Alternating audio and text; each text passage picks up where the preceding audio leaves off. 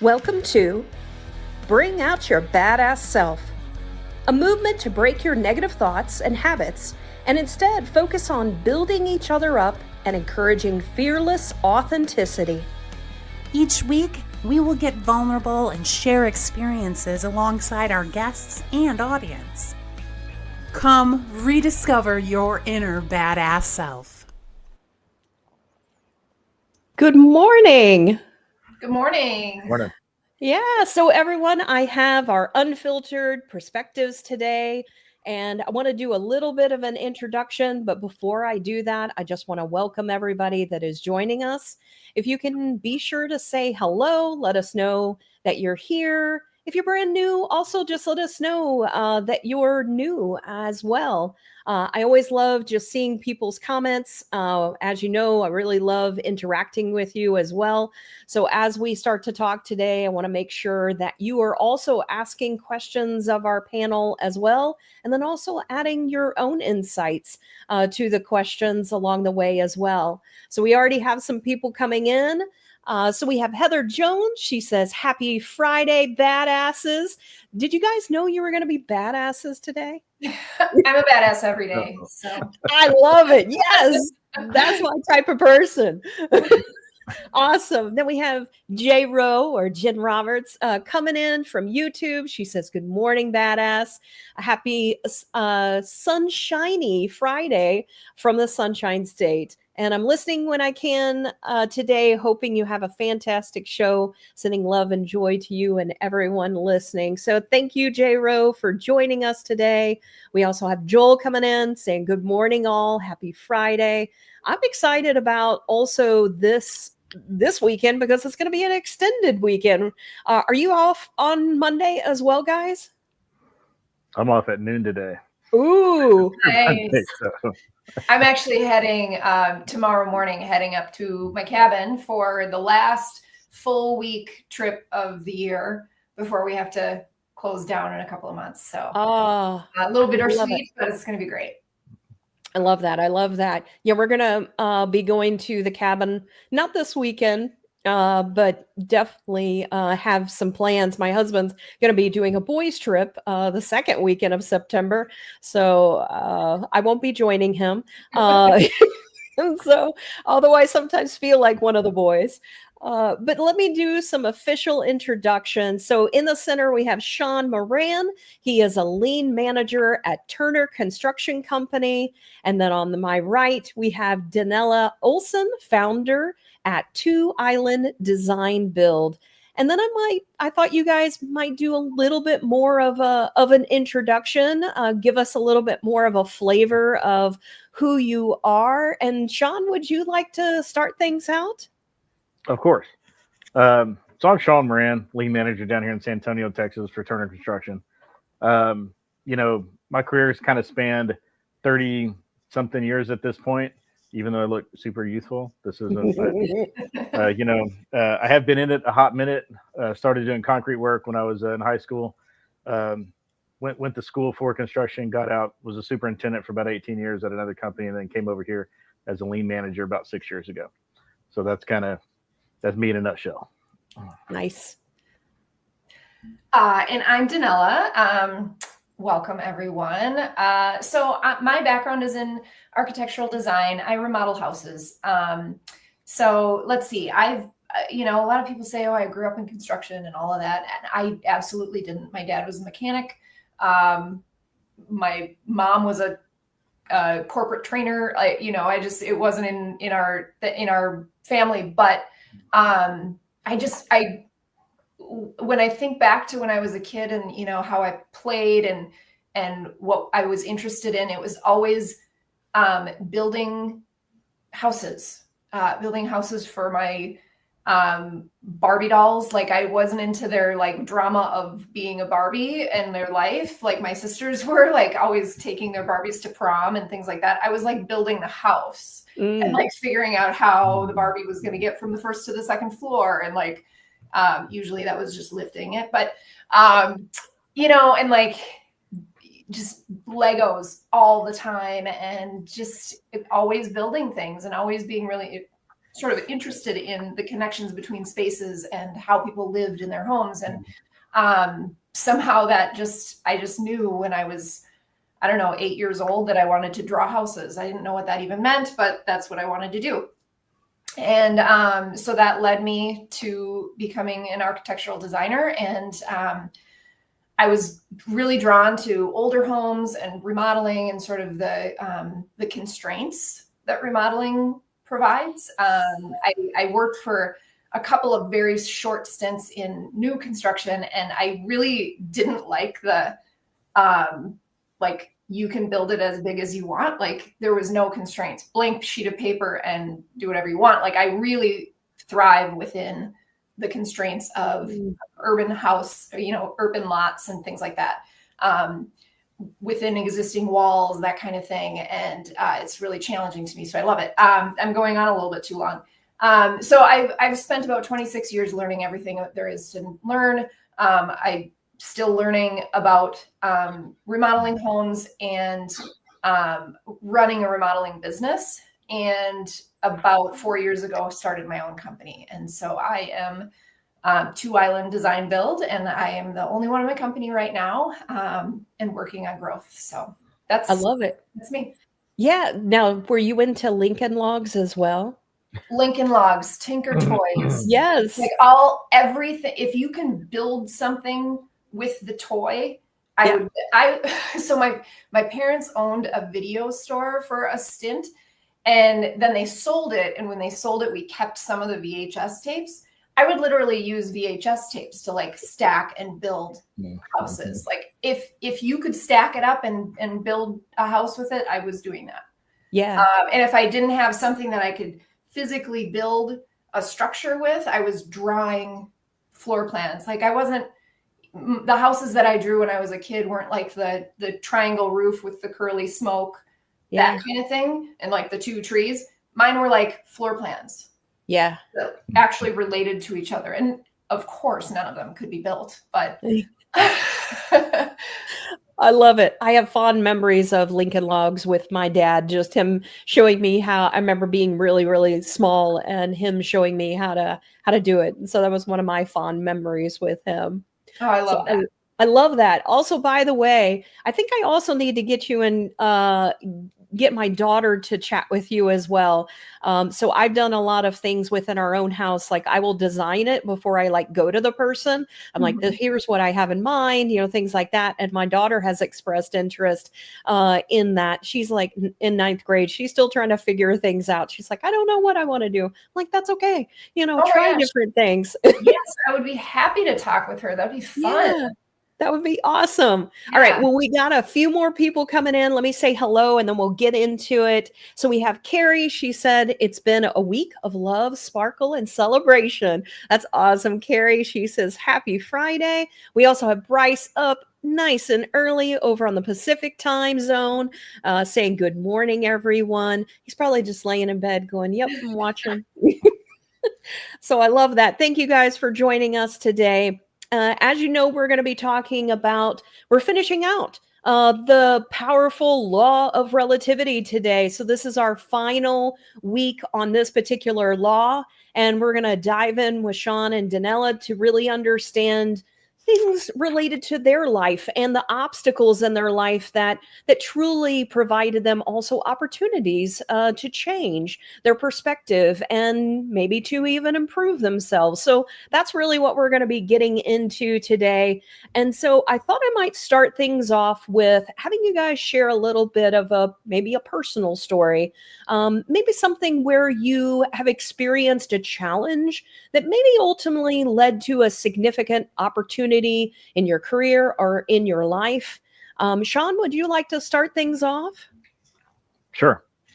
So the thing that comes to mind when I think of a personal story that I experienced that was challenging and led to kind of what I do today, which is what I consider my significant career opportunity, right? Is I was a superintendent for a long time. I was a little kid. You build things, you you get an interest in it, right? First job I ever had was doing concrete work. Did that for about 10 years through high school and college. I was in college probably longer than I should have been. But nonetheless, I was working a lot. So we go to school, and they tell you, you know, like, this is kind of what you're supposed to want to do. Like, this is where you're supposed to go, right? Either go the project management route, go the superintendent route. And the pinnacle is being like a project super or a general superintendent, you know, at a company, depending on the size of the company as far as how many positions they have or whatever. But like, and that was more for me, right? I was the field guy. I would always done field work. That was more my comfort zone. But that was the pinnacle, right? Like, that's what you're working for. And so I spent my time doing that, was successful with it, right? But I was successful within the paradigm that is our construction culture, or as it was back then. It's currently in the middle of this morphing change of what construction is looking like now, how we deal with people, how we how we act, how we behave, right? But back then, the measurements of success were on time and make money. And as a super, you're just there to get on time. You know, if you're on time, you shall make money. And we did that by, you know, shoving our boots up everybody's butts. And if they didn't get done what we needed, we just shoved it further. And if that didn't work, we got somebody else. You know, that was and that's what we got rewarded for, bonus for, promoted for, like that behavior. And I was good at it, quite frankly. Not to toot my own horn, but it's not really, in my opinion, that hard to be good at that. And I didn't necessarily like it, but that was the job, right? And so the problem I had, the challenge I had, was at some point I woke up and I'm married. I've got 2 kids, and they're in. My son was probably in elementary school. My daughter probably wasn't quite in elementary. There's 5 years between my kids, so first kid was probably in like 2nd, 3rd grade when I started having these thoughts of, you know what, I'm not even on my wife's emergency list if something happens with the kids at school or something, you know, like, quite frankly, like, true story, they could break an arm. I'll find out about it when I get home, you know, because I was married to that job. And it was just put at this, you know, you put at this pinnacle of like, this is the top. Right. And one day I just woke up and I go, like, that's just not right.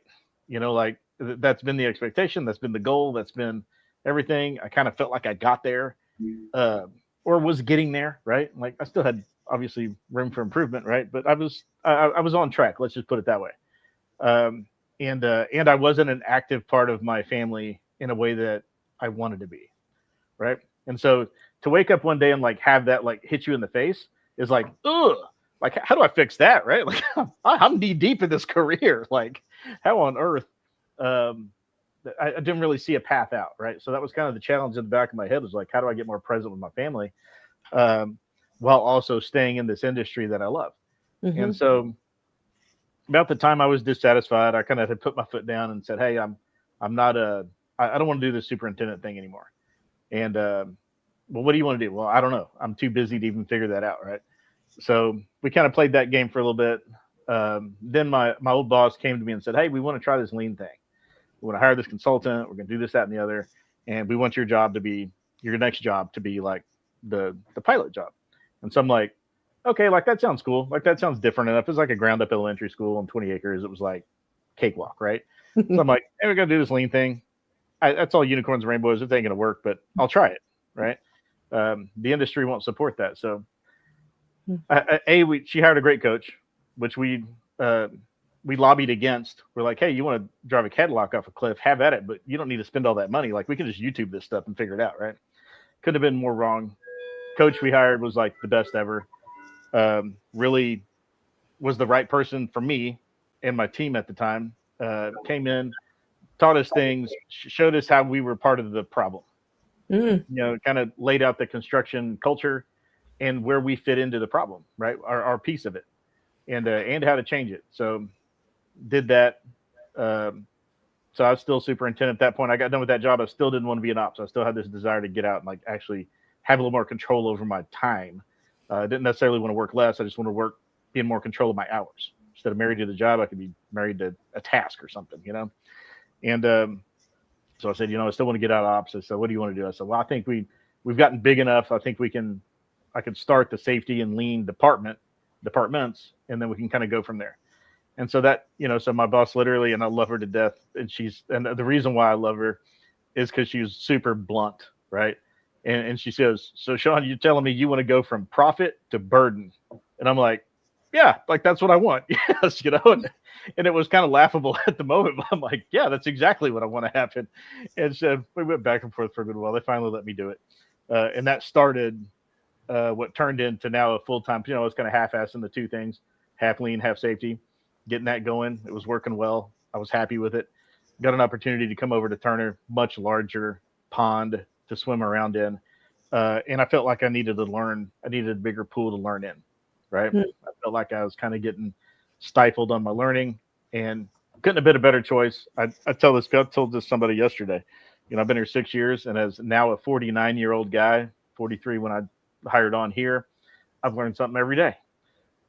I've done nothing but learn. I've got more control over my schedule. I'm actually a very active part of my family and have been for about 7-8 years now, 7.5 years.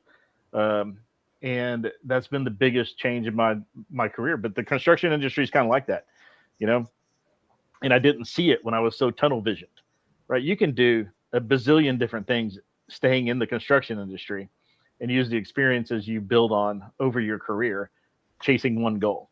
There's always something else out there. You just might not know what it is. You might not see it yet, but it's there.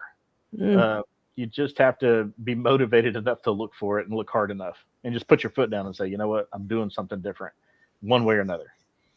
Yeah, I love that, especially the last visual that you gave, is that sometimes we're so tunnel visioned that there's these other opportunities that are out there, but we're so focused on that one thing we've been told, or what it is that there might be limiting beliefs that we've been given, even through our training or the first part of our life, that we may not even understand that if we just sort of step back and take a little bit more of a view, that there might be other areas to go into. So I love that visual, and just that piece of advice that you're giving people is just to step back and look at the other possibilities that you may be overlooking. 100%. They are there. Yeah, exactly. And Donella, I think too, Sean, something that you touched on of like just the industry in general, and like sort of the expectations of this busyness that we have to be busy all the time. If we're not doing something, we're not doing we're not doing anything. And the tendency for those of us in this industry to be so busy doing the things that we can't, like Sarah said, back up and say, what else is out here, and really see the picture from a broader view. And it's congratulations on your becoming who you are now, and the place that you're at. It sounds like you have a much more balanced life, and perhaps more enjoyable where you're at now. Yeah, congrats. And hopefully helping others now maybe have a little bit more of a balanced life, because I'll be honest, when I first was in like the construction industry and lean was becoming a word, I was like, oh, this just has to do with like a different method or things like that related to construction. It wasn't until much later that I was like, oh, this is also about people,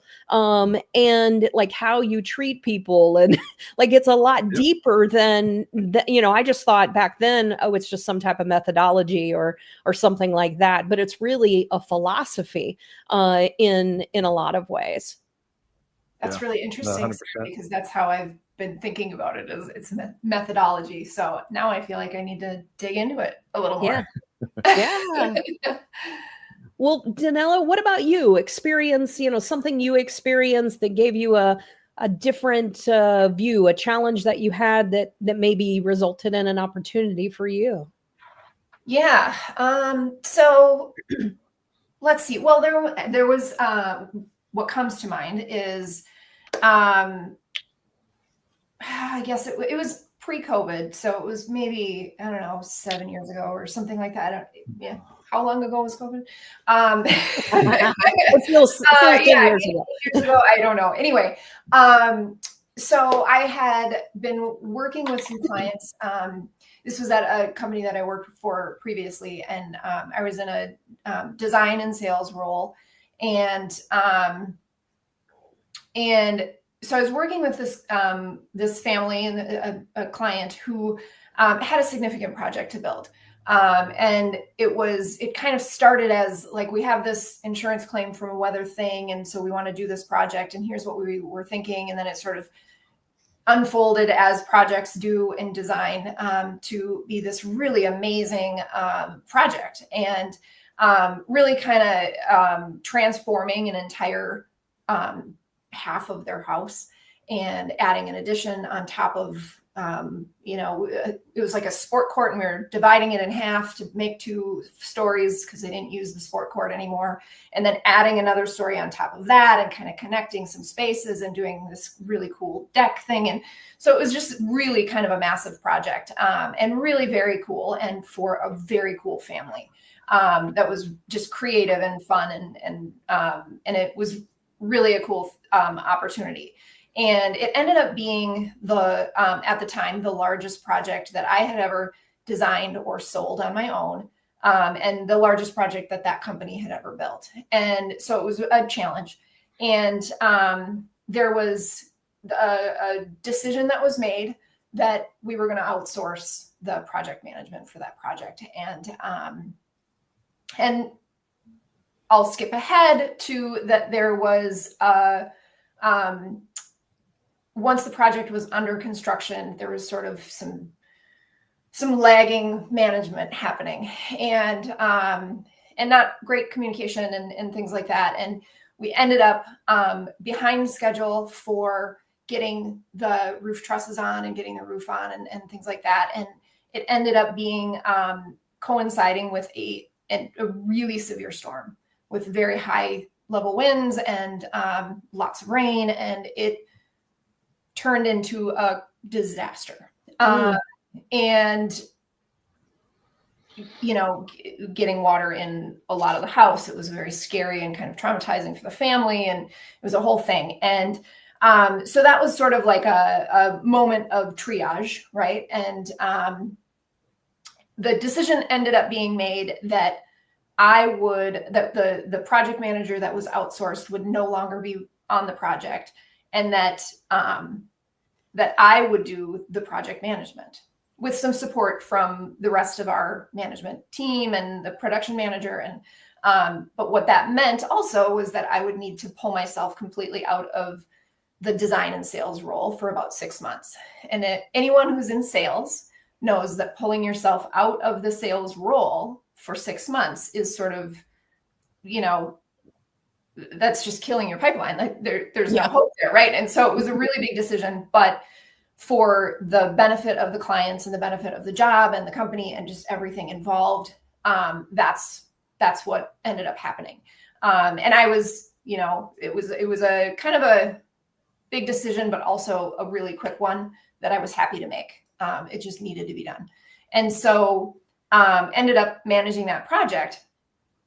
And it wasn't without its difficulty and learning opportunity and all of that. I had managed, some smaller projects here and there throughout my career, and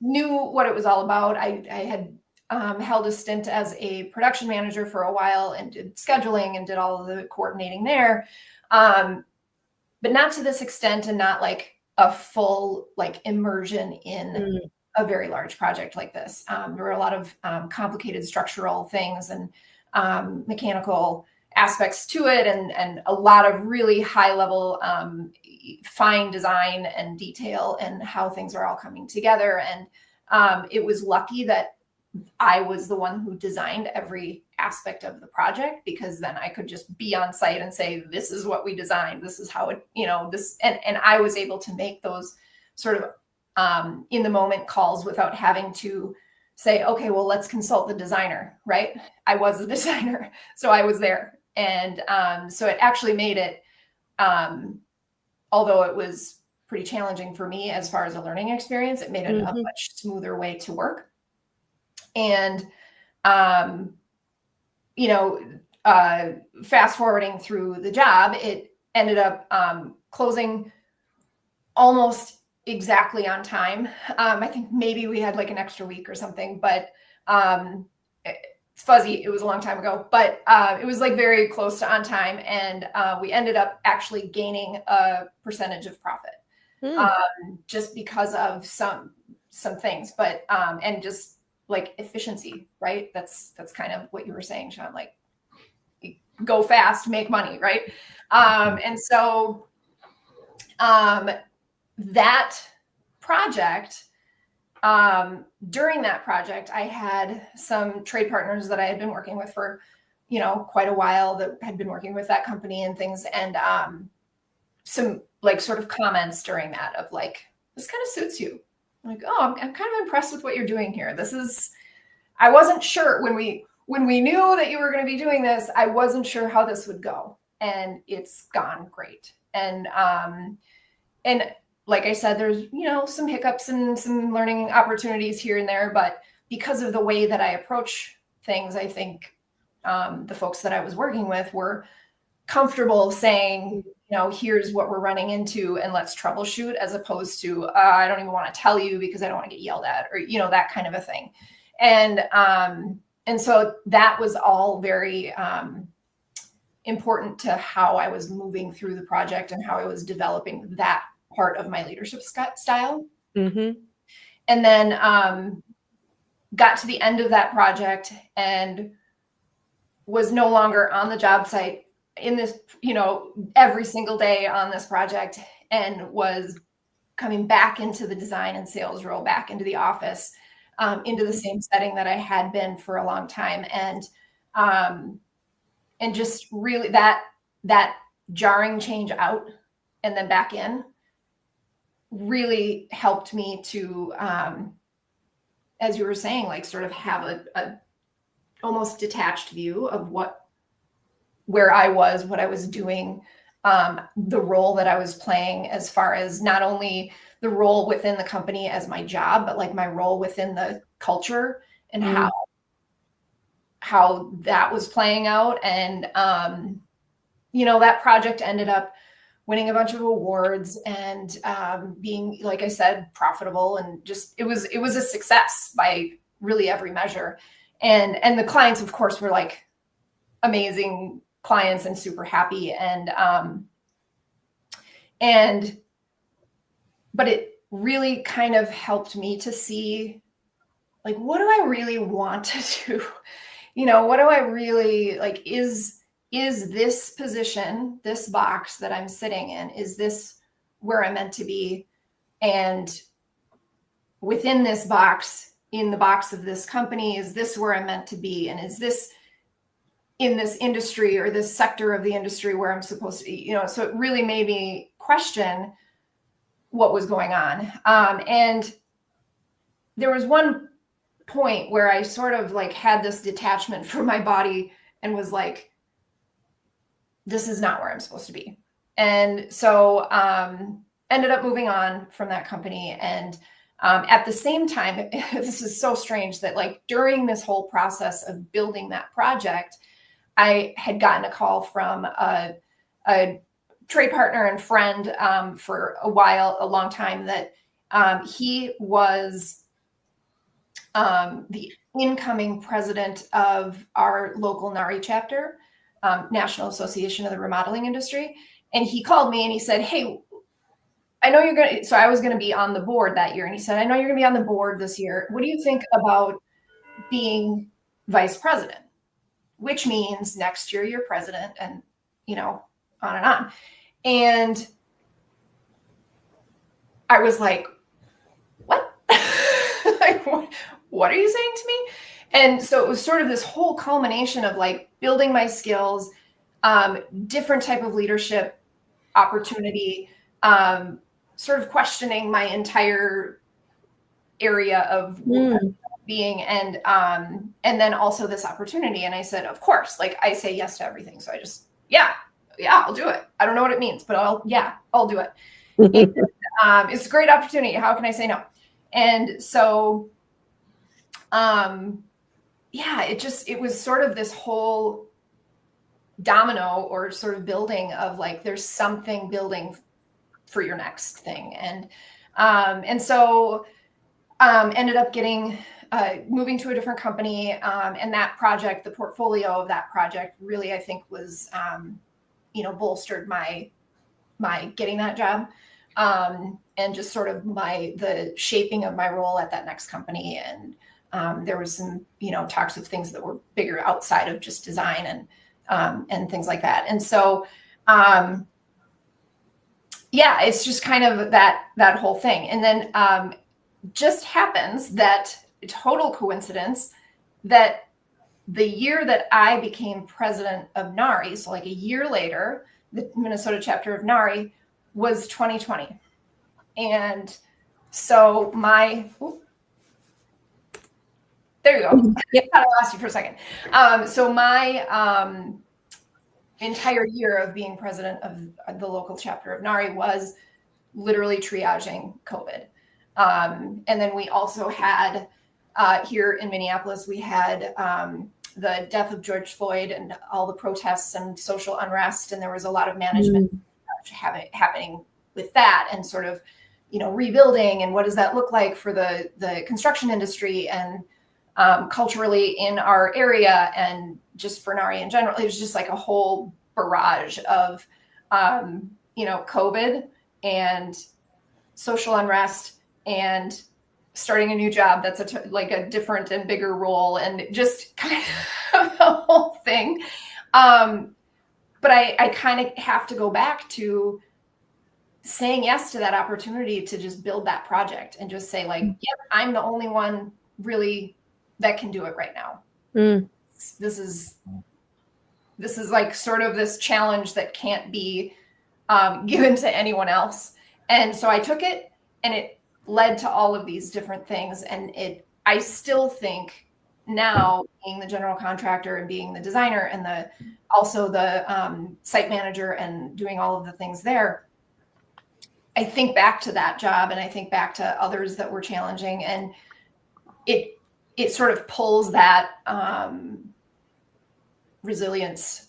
It helps remind me that, yeah, you've faced this before, and there have been jobs since client projects since I've started my company, that, there was one where it was a very, very challenging structural thing where basically that we thought we would have assumed that there was structure there, and there wasn't. And another contractor had previously built a second floor on top of it.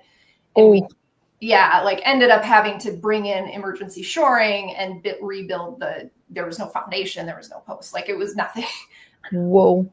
So, but it was sort of like that previous project was like this really great, intense test run for me to be able to say, oh, not a problem. Here's what we're going to do. I'm going to get some emergency shoring, and then we're going to figure this out. And then, these are your steps. And it just sort of helped me be able to formulate that process for that job, or, a couple of others. I'm currently in a project where there's 3 different entry points of water intrusion, and none of them were caused by my project. And so they're all kind of converging in the same area, but it's like, you know what? Not a problem. We're going to figure this out. Here's the solution. Here's how we're going to move forward. Wow. And that's where I am right now. I love how times in our lives we have things that happen that when we reflect back, we see the pivotal moments that have happened that built you up to where it is you are today. But in the moment, we just think, we're doing the job that we happen to have an opportunity here, and not really recognize in the moment that this is actually a pivotal moment in our lives. And I'm curious for the audience if you have had those types of experiences where you reflect back and you say, wow, all of these things like So you moved from sales and architecture into and really doing more from a project management perspective. You're now being given this leadership opportunity to grow a different side of you. And then all of these different types of things that you're being exposed to, all of those things are building up to then you taking on and being an owner yourself, and maybe gave you also the confidence of, you know what, I've done all of these other things, and they've given me now the ability to have a different way to look at things that I know I can do it. I have a little bit more confidence. Absolutely. Absolutely. The reinforcement in my mind of that it's figure outable. Mm-hmm. It doesn't matter what it is. Okay. I don't like that I have to figure this out, but I'm going to figure it out, and I'm going to, and then once you do figure it out, you're like, that's cool. That was a really cool solution. I'm really glad that we came up with that. Right. So yeah. I love that. Well, I want to say hello to a couple of people. Joan, who is new here. So hello from Toronto, she says. Thank you for joining us. I know that this is your first time. I actually just connected with her, and she was joining us today. So welcome. We also have Eric here. He says, good badass morning. Great to see you, Eric. Eric's in the Atlanta area with me. And then we also have Lisa. She actually has been on before. She actually talks about menopause. So she talks about things that are a little bit different than our typical career conversations, but things that people deal with and they impact them in their lives. And so thank you, Lisa, for joining us today as well. So I love the stories that both of you have shared, and some of the things that come to mind is potentially how fear can hold us back. But I also want to throw in there sometimes how, when we're also thinking about things, maybe even doubt, like moments of doubt as well. And so I'm curious, in the things that you've dealt with, how did you deal with overcoming or confronting fear? Or what were the things maybe you also had to say to yourself to dig yourself out of a moment of doubt? And so, Sean, what are your thoughts there? All right, so this is an interesting question, and the first thing that kind of comes to mind is something that's I've been discovering something for a long time, and that something is myself, right? There's parts of ourself that we don't know about, that we're unaware of, right? And we have blind spots, and we don't know them about them because they're blind spots, right? Like, so a couple of things on this topic. One is to surround yourself with, it's kind of, if it's a thing to do, like a proactive sort of thing, right? Is surround yourself with people that will give you feedback on your blind spots, right? To help you see the things that you don't see. So that requires a high level of trust, a high level of respect, and a lot of reps with that person, So that's kind of number one is you've got to have people there to help you better understand what it is you got going on. The other part of that when facing fears is doing the introspective look and figuring out what I'm in control of and what I'm not in control of. And I have found I am rarely in control of these other external factors, namely people, usually, right? You're having some sort of issue, an obstacle, usually, a physical obstacle is rarely that big of a problem. It's usually a behavioral thing. It's usually a relationship. It's something happening with a person, right? And that obstacle is hard to confront. And it's really, and I say it's hard to confront in that it's easy for us to just say, if that thing would like stop being a pain in the ass, life would be easier. It's that easy button, like, oh, the problem is over there, and if it would get better, this would be done, right? And instead, going, okay, like that's a contributing factor to this obstacle, this problem. Mm. But how much am I a part of this problem, right? Like, what do I have control over? What are the behaviors I can do to incite what I want out of someone else? Like what can I do to incite the behaviors I want to see in that other person? Instead of just, if they quit sucking, life would be easier. What part is right here? And what do I have control over? Mm. Are there things I need to change? And that's the biggest fear, right?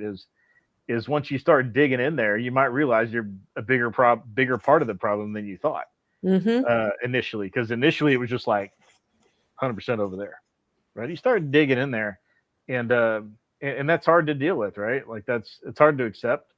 It's hard just to get to that mindset. I will tell you, I didn't even have the thought for the majority of my career, like I was right whether I was right, wrong, or indifferent. Like that was, and that's part of the culture, and that's part of the expectation, and kind of how we got to where we were as superintendent on jobs, or understand this paradigm. Superintendents that was the expectation of how you did stuff. It's the same expectation of your foreman running all your crews on your job site. They kind of got to that position because they were right, whether they were right, wrong, or indifferent. They won arguments, not because they were right, but because they were good at arguing, or just were better at getting themselves to that position. And then we put them all together and put a whole group of us together and say, go build a project. It's a recipe for the culture that we've had for a long time, and so doing a deep dive on yourself, right, helps you better understand those that are going through the exact same you are. They might not have seen their blind spot yet, right? Because maybe they're not within a group that kind of helps them with that. So that's my answer to that question, right? Is the hard part is looking at yourself, just to have the forethought to do that. We usually learn that by getting kicked in the teeth a couple times and going, that was me, before we use that as a normal, every sort of issue tool. Like, well, what part is me? But we don't naturally do that. Yeah. So that's, I have some thoughts there. I'm curious your experience, because you're ultimately talking about emotional intelligence in a lot of the things that you're talking about. And dealing with people in the construction industry, people do have a perception of like the things that, that they're taught as, man up, which is really not, emotional intelligence. So what are the things that you have focused on in order to get people more towards the emotional intelligence side of the house, and also realize some of maybe the things that they're saying are not helpful with like connecting with people and really actually encouraging people? Yeah. So just asking questions, when someone comes to you, like, let's say they come to you and they're hot, and there's really no reason for them to come at you at a 10. This is like a 2-level issue. They're coming at you at an 8 or a 10. Like, instead, the old way was just respond to that with going off the charts to a 12, maybe, or whatever, right? Like, go nuclear, right? Like that was the response, and that was the tools we had, right? Because we're a bunch of Neanderthals out there building work and dealing with people. But you start asking them questions like, "Hey, man, like what's going on? That sounds a little off. Can you help me better understand what it is you got going on? Because I don't think we're there yet, in this issue, in this conversation, like what's actually going on, because you've been there a jillion times before. You go in hot, and it's because of 10 other things that have nothing to do with this, right?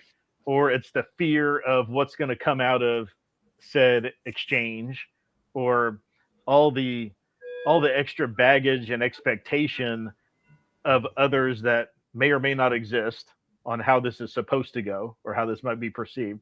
You got all these other fears out there, right? And we're not acknowledging those. It's very reactionary in the moment, so, and you've actually been part of this, right? The helping of the figuring out how to ask those questions, and what are good questions in those situations and what are not.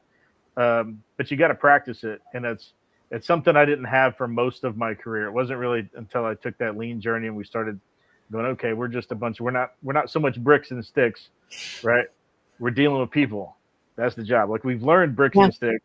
It's really a very small percentage of the job. We're really dealing with people. How do we actually do it? But we have no education on how to deal with people. And once you kind of have that epiphany, you start figuring out people. And the one you've got access to all the time is yourself.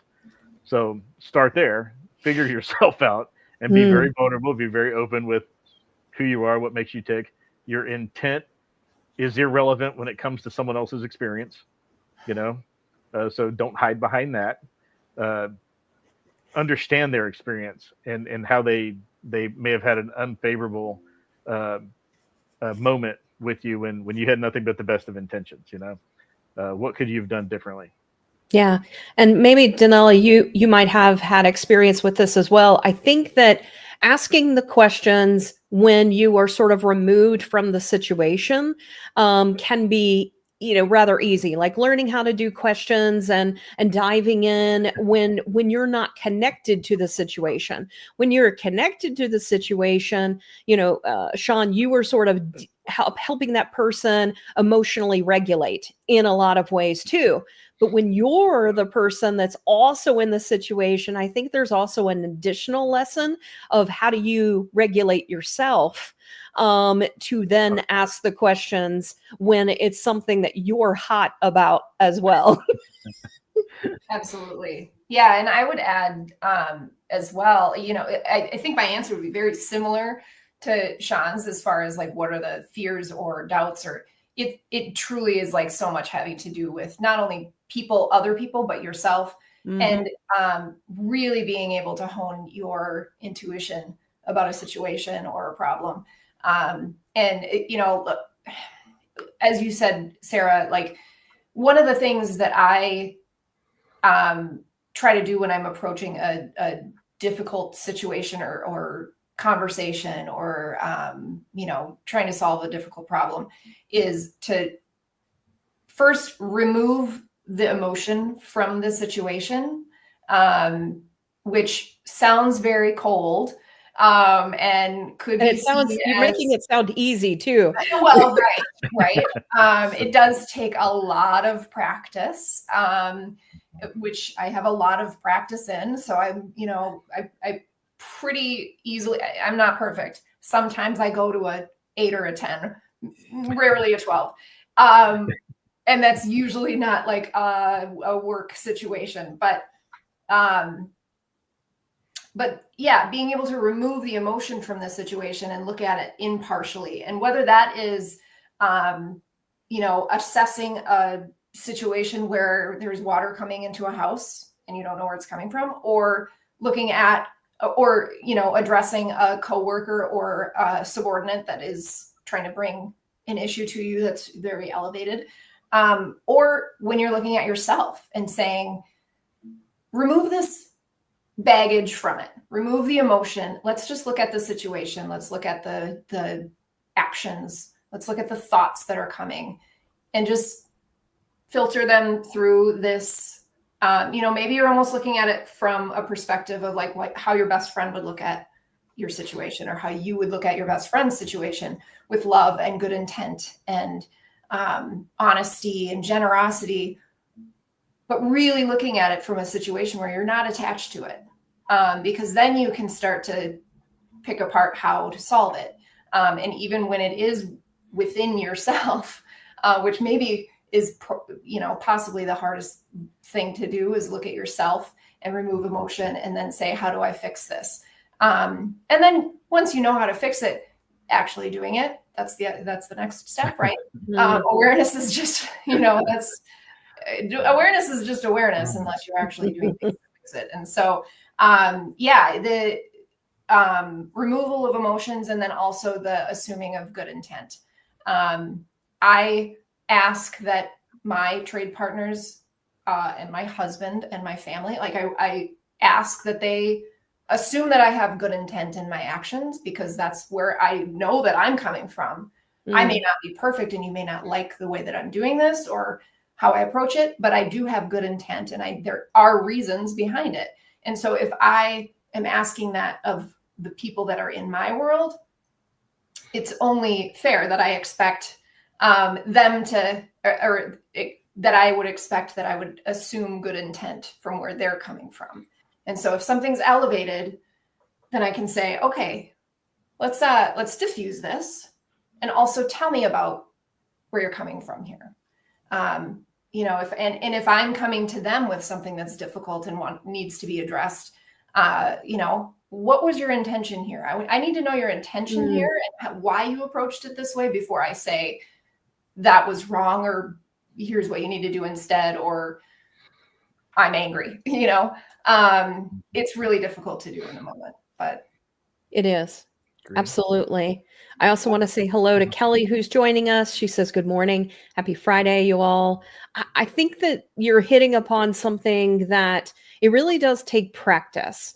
And I know that I'm continuing to practice this as well. And sometimes I still don't always do the best job at it, because sometimes, especially when you're in the moment, you're like, oh my God, like this is so fucking frustrating. And you just get so upset at the situation. But it's like, okay, let me back up. Like, let me, pause for a moment. Like, okay, I shouldn't be having this conversation now. Like, I'm just going to stop. Like, let's have this separate, let me cool down. Let me, go think about this and understand like why it is that I'm challenged with this, or why it is that I'm upset in the situation. And I think having those types of tools as well are super helpful, as well as to stop in the moment is also really critical. It's not just the self-assessment and those types of things, but it's how to stop in the moment, how to regulate the feelings that you're feeling. Because one, you do need to honor how it is you're feeling, but you don't necessarily need to honor the feelings in the moment. Right. So it's like, I need to go like figure out, why am I feeling this way? Right. Well, and there's also a difference too between honoring feelings, seeing the feelings, and really indulging the feelings. Yes. So, are we indulging the feelings by going to a 12? Probably. There's rarely a situation that deserves a 12 or even an 8, right? So are we just really kind of diving into our emotions, or are we saying, okay, I'm mad, let's go talk about this, right? Yeah. There's a very different thing. That's usually when we know we're wrong. Right. Go to 12. Just blow everything up. That's the red flag of I'm missing something here. Yeah, it's a very loud defeat. The sound of defeat. It's really loud. Like, I can't win on principle. We're just going to get really loud. Right, yeah. Oh my gosh.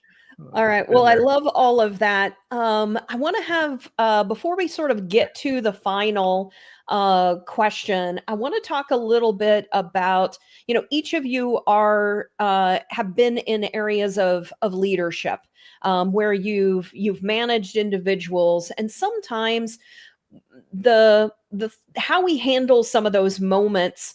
How do you handle moments of sort of vulnerability in leadership? Like maybe you made a choice that wasn't so great, or maybe how you reacted, or whatever the situation is, like, looking back, like, I need to go back. I need to have a conversation. Do you believe in showing vulnerability? And do you see it also as a strength towards your teammates? Yeah. I mean, gosh, a couple of things were kind of formulating as you were talking through that. So, so one of my values, personal values, is appropriate transparency. And what that means is being open, being vulnerable, showing your true self, but also not indulging the 12, right? And not going so far that it makes other people uncomfortable. And this plays into everything from the way I present proposals to clients, and saying, okay, this is the fixed bid, this is the fixed price. This is a very detailed list of what's in here. I'm not going to show you every single line item because that's just it's overwhelming for you. And it doesn't really matter if, there's a nail, you know what I mean? Like, it's just, that's too much information. Yeah. And so there's that part of it, but then there's also like in leadership where when you're having conversations with people, it's really important to be open. It's really important to show, approach things as your true self, not somebody that's sort of fitting into a box of that Sean and I probably have fit ourselves into previously in our careers, and really showing up as yourself, but also you do still have to be professional. You still have to, there's a difference between being okay with someone crying in a meeting and being okay with letting them, sob on and kind of go on about indulging their fears and, all the things. Like I feel like there's like a stoicism about it that is really important, where it's like, you have to have this bit of a filter. It's not a wall, but it's just sort of this filter that allows you to approach things in a proactive and sort of removed way that you can see it from outside the situation of the people that are in it. Right. So, I feel like I'm not articulating it quite the way that I want to, but it's going in a fine direction. And so anyway, that kind of appropriate transparency would lead into the conversations that are had there too. Yeah. Sean, what are you thinking? Yeah. So this is something kind of near and dear and kind of fairly recent with me, an example, at least something I went through. So I was coaching a guy a while back, and I consider myself a decent coach. I don't think I'm the best ever. And at the same time, I'm no hack. Right. I was coaching this guy, and I just couldn't get him where he needed to go. And I was struggling with this one person. I kind of knew him. We weren't like super tight, but I did know him. Relationship wasn't quite there yet. And I was having a problem. And actually our buddy Jesse kind of helped me with this. I may have even talked about this on one of the jumper sessions. I kind of think I did. I think that's where we kind of had the epiphany. And I was like, man, I'm dealing with this guy. I'm having trouble giving hard feedback in a respectful way, And Jesse, who I give feedback to all the time, he's like, well, you don't have that problem with me. you give me the raw end of the stick all the time. Like, come on. And I was like, oh, yeah, you're right. I do. I don't have a problem being vulnerable with you. And it started kind of going down that road. I was like, oh, well, I have a problem being vulnerable with this person, And I'm like, ugh, okay, back to me, right? Like, the theme here always kind of some point it circles back around to yourself. And so I was like, okay. And in this situation, I kind of missed the boat. This person ended up moving on, yada, yada. But I do, as a coach, I get opportunity to have another rep. Right. And so I did some thinking on that. Right. And I was fearful of how this person was going to react, hearing what they needed to hear. Like 100%, I needed to get vulnerable and just give some honest feedback. And I was like working up to it, but I worked up to it forever, right? Like it wasn't working up to it. It was like working up to it very linearly, right? Like little baby steps. And that's not the time frame we had, right? So fast forward, I get the opportunity. I'm in a very similar situation again with a person. And I mean, just out the gate, I'm like, nope, we're not making that mistake again. I'm just going to throw my fears and all my inhibitions out of the window, right? And we're just going to have the damn conversation.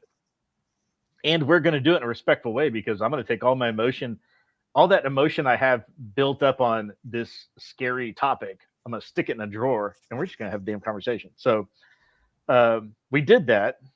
And it was like, boom, like we got to where we needed to get to in about 45 minutes, as opposed to weeks of trying to cultivate this person into seeing the light.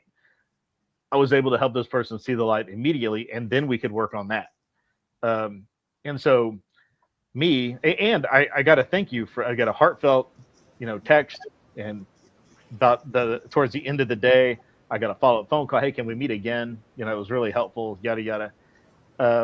So all those fears, all those being scared of being too vulnerable, and those were all on me. Like, those were feelings I was having that this other person did not even think about. Right. But I assigned them to that situation, and it held me back, and it held me back from helping someone. And to me, that was like fail of the century. Right. Yeah. So I was like, okay, how do I figure this out with me? And so I've had another rep even since then, also same result. We got to work on it, as opposed to building up forever, not really getting anywhere, and ultimately failing. Like, having a person leave in the middle of something like that is, like, obviously not what you want. Like, you're wanting to help them get to a point of clarity where we can all move forward. And if you can't do that, not much worse you can do for someone. So definitely lead with that vulnerability. I think it's a very powerful tool and super important what we do. I love that, leading with the vulnerability. And a lot of times I've heard this phrase of, whenever you're pointing, turn it around, understand, like, what's going on with you first. Yeah. So, that's that reflection, aspect of, like, like, what's going on here? And what is it that maybe is my lesson in this? And starting with that, like, hey, I've noticed, this XYZ. And it's interesting how sometimes it's super easy to do with some people. Like, sometimes being vulnerable or having that conversation with people, you've built up that ability to be able to have that. It's the people you haven't established, or for whatever reason, like, you didn't have a problem for, like, a long time, and now all of a sudden you're like, whoa, like, things have changed, and it's like, okay, now how do we go back to, like, where I should have been however many years ago? Because you start reflecting, like, oh, maybe I haven't been that way the entire time, and now it's becoming a problem. So now it's reflecting, like, how do we get back to establishing what we should have established at the beginning of the relationship? Yeah. Humbling. Yeah, absolutely. Well, I want to say hello to a couple more people. So, Abbas, thank you so much for joining us. He says, good morning. Heather said, going to 12 is almost never the way to go. Laugh out loud. Jesse also says, welcome, Jesse. He says, holy moly, some of my favorite people all in one place. Thank you for joining us, Jesse. And Carrie said, Heather Jones, bingo. Don't raise your voice. Improve your argument. Attributed to Archbishop Desmond Tutu. So thank you for that, Carrie.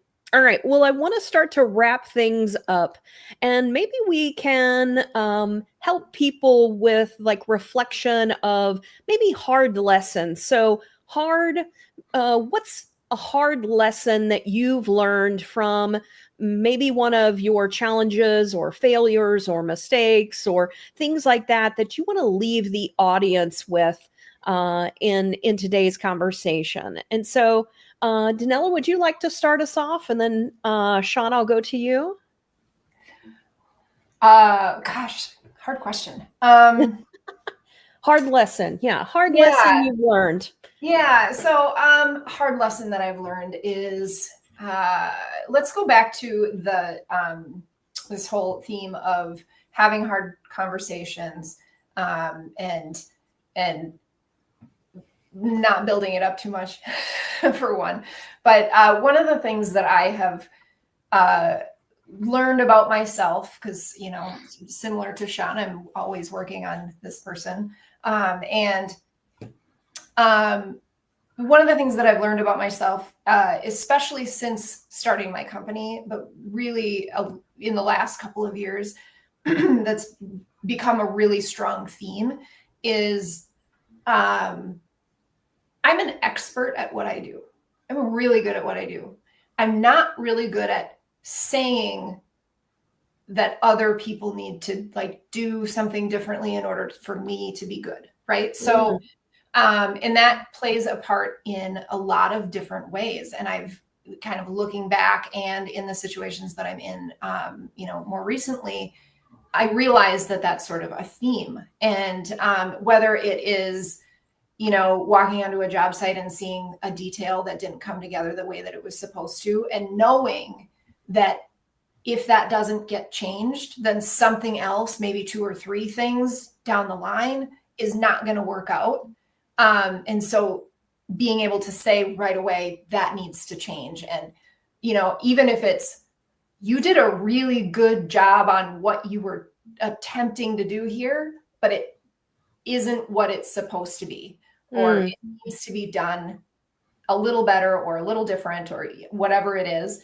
And I have found that the more I'm in those situations, and really the more I have to go back and redo something, which isn't very often, but it's like when it happens, it's like really annoying. And it's costly, and it's, you have to explain things to all the different people, and it's inefficient. So the more I'm in those situations where I don't really like, oh man, this is like a really good carpenter, I don't want to tell him that his work is not what I want, right? Like it's really good. It's not what I want. It's not what I need this to be for this plan to work out.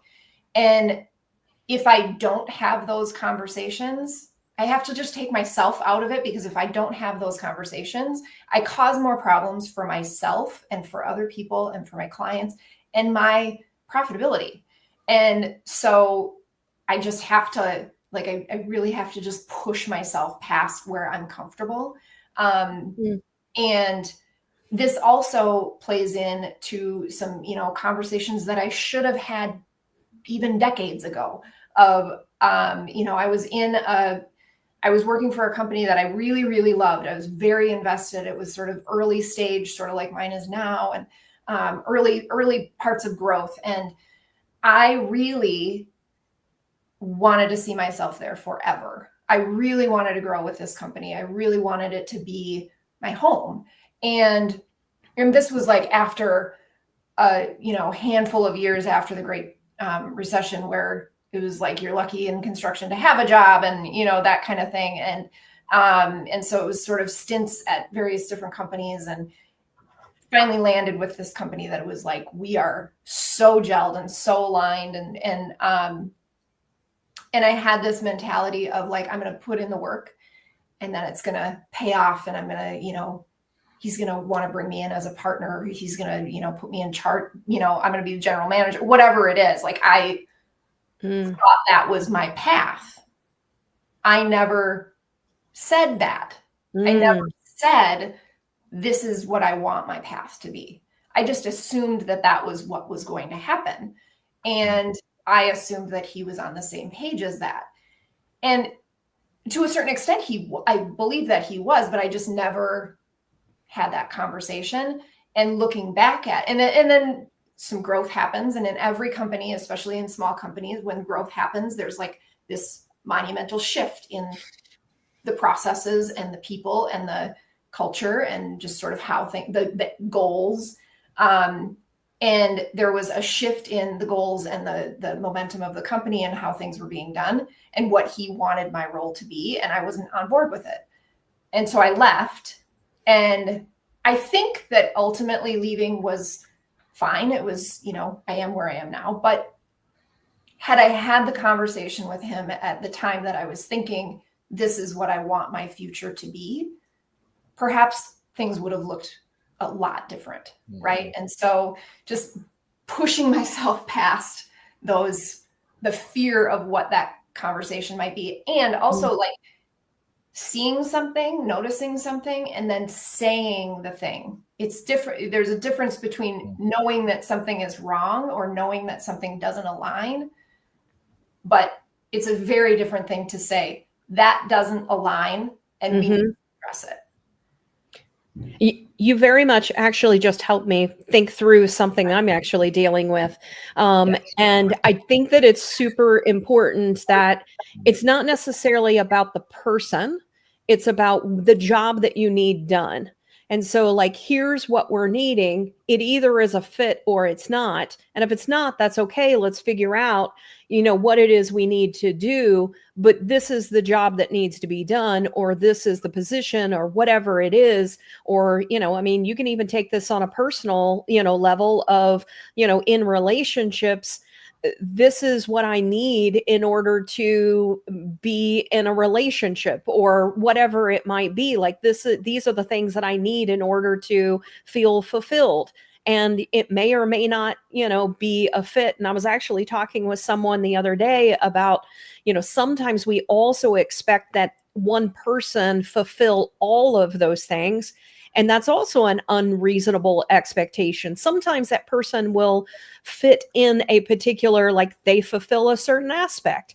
And you need someone else to fulfill another area or aspect. And that's okay too. But does it then make sense, in the long run of things as well? So I appreciate that. You actually helped me like process a couple of things I'm dealing with here. Ah, fantastic. I love it. I love it. So, Sean, what are your thoughts on, the hard lessons that maybe you have dealt with that you think our audience can take from today? Okay. So kind of a little bit, it's funny this is at the end because it's kind of a common theme of some things that I've shared today, or that it's helped me get to a spot, right? I get the pleasure of helping people, a lot of people, like through problems or through conflict with one another or conflict with the situation. Usually those situations involve multiple people, behaviors, thoughts, experiences, all that's kind of, it all is part of people understanding and dealing with their problems. And then myself, I'm human. I have the same sort of problems that everybody has, and work through them. And it wasn't until I was dealing with a situation here at work personally. It was not a personal situation; it was a work situation, right? But me personally, and I was very focused on the problem is over there. That's the problem. If that person would just right the ship, if they would have an epiphany, if they would get out of their closed-mindedness, like this would be done and over with. And it wasn't until I realized my piece of the pie and how it was contributing to that person's experience, and then thus also basically giving that person the fuel to continue their behavior I didn't like, right? That I thought, oh shit, I'm part of the problem too. And it was just like, it was a life-changing moment. This was early on, and that actually happened on the jumpers call long time ago, like early on. It was when I first started having this thought. I got broken in half by Jesse and Kirby, and two very dear friends of mine. And it was a small call that day. It was just the three of us. And maybe I got vulnerable, right? Because I was with people I really trusted at that point in my life. Still do. But when I saw that I was part of the problem, and when I saw where I was a contributing factor to how that person is acting, I literally lost my breath. Like, I had to take a moment and go, oh, you want to talk about a blind spot? I saw where I was part of the problem, where I'd never seen it before. It was just over there. So I preach this quite a bit to folks, and it's 100% true. I will stand by this statement forever. If you're in a conflict with someone, you are at least 1% of the problem. And if you can just get there, you can probably see more opportunities to improve that relationship from your end, as opposed to just that other side would fix their shit. Life would be better. Because you don't have control over that. Your circle of influence is very strong right here in your own seat. If you'll just say, okay, what 1% is me? Okay, and focus on that for a little bit. You're going to get through that situation with that other person so much faster, so much better, and with so much more clarity. It'll make your freaking head spin. So that would be my advice, right? Is just accept that you might be 1%. You can get there. You can get through the rest of it, right? And it'll make it a hell of a lot easier. I love that. I love how we're ending today is really it goes back to self-reflection. It goes back to vulnerability. It goes back to self-awareness and understanding how we contribute to the challenges that are really in our life, and also how we have control over how we deal with those situations, because ultimately the only people that we can control is ourselves. And so if we just start there, then that can make life a little bit easier. What can I control in this situation? And so I love where we're ending today and finishing out the law of relativity. And I want to thank you both for joining me today. It's been a great conversation. I just love the things that each of you were playing off of each other in the stories that you were sharing. And so I just want to say thank you. No, thank you. Thank Super you for fun. having us. Absolutely. And thank you, everyone, for joining us today. We're going to be starting a new law next week. So join us on Friday. We're going to be talking about the law of polarity. And this will be the second time that I've done a solo episode. So, crossing my fingers that I'm still able to do that. And so it is a challenge that I'm continuing to push out for myself, or continue to strive to do, to be able to have a conversation with myself in a little ways. And so it helps whenever you guys come, so I can have a little bit more of a conversation with you in the chat, so I'm not just hearing my own voice. So please come next week. And thank you again for coming today. And again, thank you to our panel. Everyone have an amazing Friday, and also an extended weekend of Labor Day. So enjoy that extra day off, and we will see you again next week.